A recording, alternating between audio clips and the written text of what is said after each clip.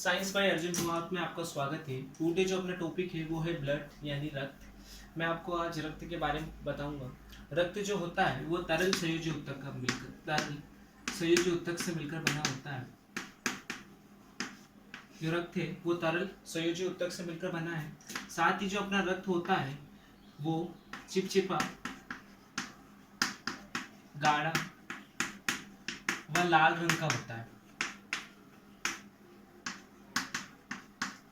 रक्त जो होता है वो अपने शरीर में जो पोषक पदार्थ है उनकी उपापचय क्रियाओं में मदद करता है। साथ ही ऑक्सीजन के परिवहन में मदद करता है और जो अपशिष्ट पदार्थ है उनको शरीर से फिर हृदय तक लाने का काम भी जो ब्लड ही करता है।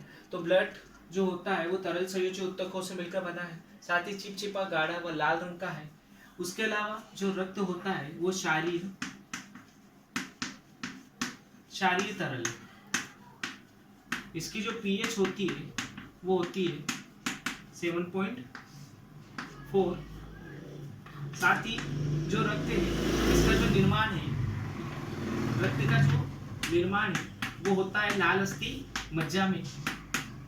लाल अस्थि मज्जा जिसे अपन रेड बोन मेरो कहते हैं।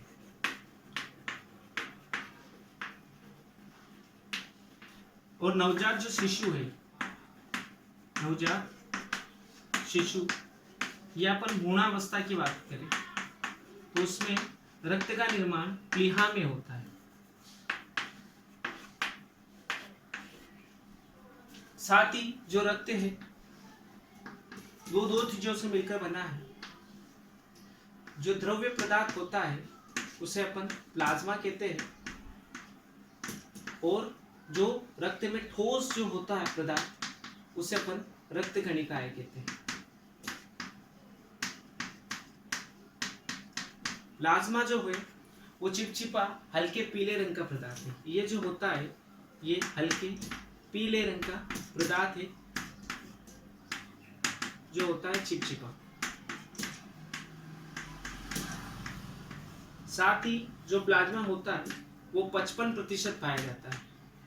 इसमें 90% तक जल होता है, बाकी 10% जो होता है इसमें कार्बनिक व अकार्बनिक पदार्थ होते हैं।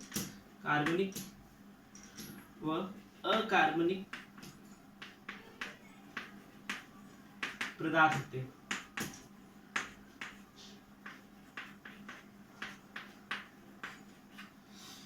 जो प्लाज्मा है उसमें 90% तक जल है और 10% तक उसमें कार्बनिक अकार्बनिक पदार्थ है। मैं इसको रब करूंगा, एक बार आपको फिर मैं समझा देता हूँ। जो रक्त है वो तरल संयोजी ऊतकों का मिलकर बना हुआ है। साथ ही जो रक्त है वो चिपचिपा, गाढ़ा व लाल रंग का है। लाल रंग का क्यों है अपन इसमें रक्त कणिकाएं में पढ़ेंगे। साथ ही ये सारी तरल है क्योंकि इसकी जो पीएच होती है वो 7.4 है। 7.4 होने के कारण ये क्या है, क्षारीय। जब अपन पीएच स्केल पढ़ते हैं तो 1 से 14 तक होती है। 1 से 7 के बीच में अम्ल होता है और 7 पर उदासीन होता है। 7 से 14 के बीच में क्षार होता है। तो 7.4 है तो ये क्षारीय तरल पदार्थ है। साथ ही इसका जो निर्माण होता है कहाँ होता है, लाल अस्थि मज्जा में। जब कोई बच्चा गर्भ में है या भ्रूणावस्था में है तो उसमें रक्त का निर्माण प्लीहा में होता है। जो रक्त है वो दो चीजों से मिलकर बना है। उसमें जो द्रव या लिक्विड पदार्थ जो होता है वो होता है उसमें प्लाज्मा। साथ ही जो सॉलिड या ठोस चीजें होती है उस रक्त के अंदर वो होती है रक्त कणिकाएं। रक्त कणिकाएं 3 प्रकार की है। वैसे अभी अपन पढ़ेंगे आरबीसी, डब्ल्यूबीसी और तीसरी जो होती है वो होती है प्लेटलेट्स। तो द्रव्य जो पदार्थ है वो है प्लाज्मा, जो हल्के पीले रंग का चिपचिपा पदार्थ होता है। ये लगभग 55% पाया जाता है, जिसमें ज्यादा मात्रा में तो जल उपस्थित होता है और सूक्ष्म मात्रा में उसमें कार्बनिक तथा अकार्बनिक पदार्थ पाए जाते हैं।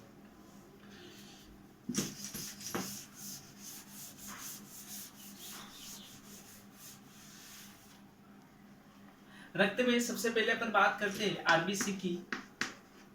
आरबीसी जिसे अपन लाल रक्त कणिकाएं कहते हैं। लाल रक्त कणिकाएं। आरबीसी का एक और नाम है, इसे एरिथ्रोसाइट भी कहते हैं। एरिथ्रोसाइट्स। ये जो रक्त है, रक्त की संपूर्ण 99% तक पाई जाती है। साथ ही इसमें हीमोग्लोबिन उपस्थित होने के कारण इसका जो कलर है वो होता है लाल। और ये केंद्रक विहीन कोशिका है, केंद्रक विहीन कोशिका है। अगर इनके जीवन काल की बात करें अपन, तो उनका जीवन काल होता है 120 दिन। नेक्स्ट अपन बात करते हैं डब्ल्यूबीसी की। 3 प्रकार की रक्त कणिकाएं हैं, उसमें आरबीसी जो लाल रक्त कणिका है उसे एरिथ्रोसाइट भी कहते हैं। संपूर्ण रक्त के 99% पाई जाती है। हीमोग्लोबिन होने के कारण एक लौह तत्व होता है इसके अंदर, उसकी उपस्थिति के कारण इसका कलर लाल होता है। साथ ही ये केंद्रक विहीन कोशिका, इनके अंदर कोई केंद्रक उपस्थित नहीं होता है। इनका जीवन काल 120 दिन होता है। अब बात करते हैं अपन डब्ल्यूबीसी की। डब्ल्यूबीसी जिसे अपन बोलते हैं श्वेत रक्त कणिका है,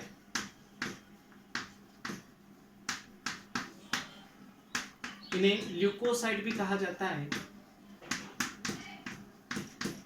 साथ ही इनको कहा जाता है प्रतिरक्षात्मक कोशिकाएं, क्योंकि ये अपने को प्रतिरक्षा प्रदान करने का काम करती है। प्रतिरक्षात्मक कोशिकाएं।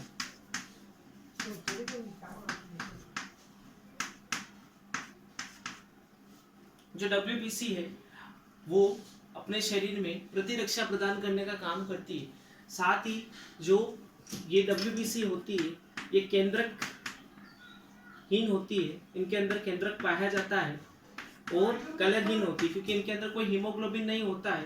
तो ये इनका जो कलर होता है वो कैसा होता है, श्वेत कलर, क्योंकि श्वेत रंग, क्योंकि इनके अंदर जो होता है वो हीमोग्लोबिन अनुपस्थित होता है, या अपन कह सकते हैं अब्सेंट होता है। उसके बाद ये जो है डब्ल्यूबीसी ये 2 प्रकार की होती है, एक होती है कणिकाएं और दूसरी होती है कणिकाएं और दूसरी होती है अकणिकाएं। कणिकाएं 3 प्रकार की होती है, जिसमें अपन बात करें तो न्यूट्रोफिल, बेसोफिल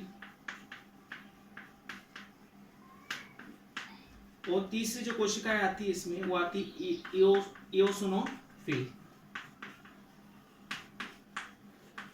कणिकाएं 3 प्रकार की होती, मतलब अपन बात करें श्वेत रक्त कणिकाएं अलग अलग 2 प्रकार की होती है। मतलब एक होती है कणिकाएं, दूसरी होती है अकणिकाएं।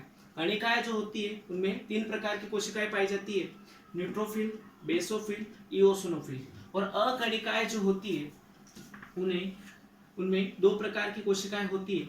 वैसे तो उसमें बी लिम्फोसाइट, टी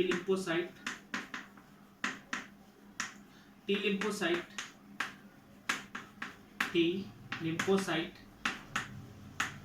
और प्राकृतिक मारक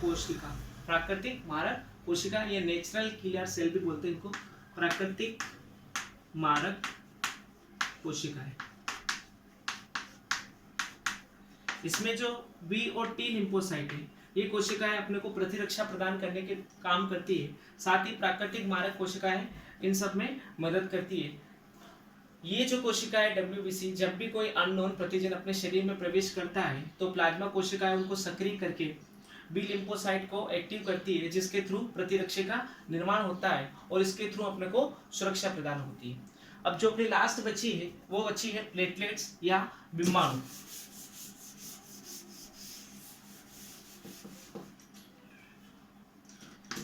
बिम्बाणु या प्लेटलेट्स जो है बिम्बाणु, इनका जो जीवन काल है वो 10 दिन है। इनका कोई जीवन काल फिक्स नहीं है, ये नहीं बनती रहती है।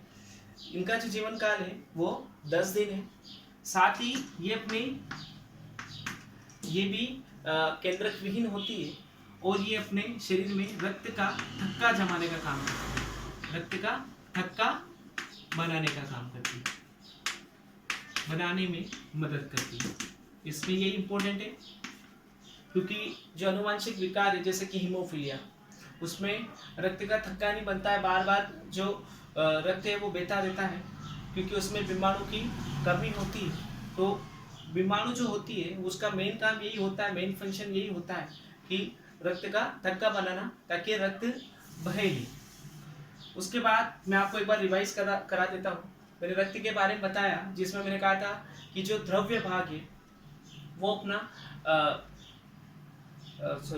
जो द्रव्य भाग है वो प्लाज्मा है, और जो अपना ठोस भाग है वो रक्त कणिका है। रक्त कणिकाएं 3 प्रकार की बताई, आरबीसी, डब्ल्यूबीसी और प्लेटलेट्स।